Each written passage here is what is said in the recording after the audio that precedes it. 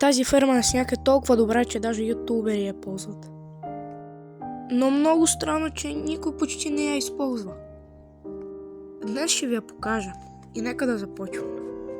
Взимаме нужните материали и да почваме.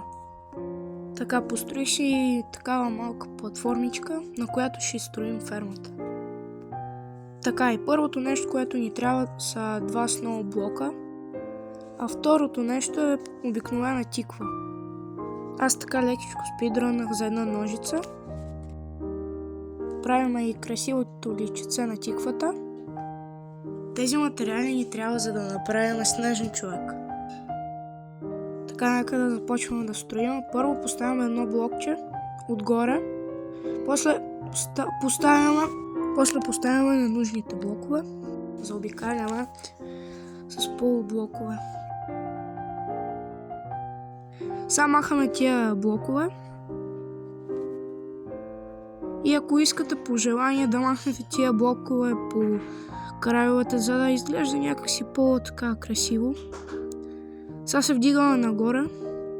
Тук поставяме един блок. Чакайте първо да направим снежен човек. Бам, бам, бам. Ето го най-тегавия. Сега ще трябва да поставим един полублок, за да не умре от дъжда, когато има дъжд. Разбира се. И е така. И сега снежният ни човек ще е в безопасност.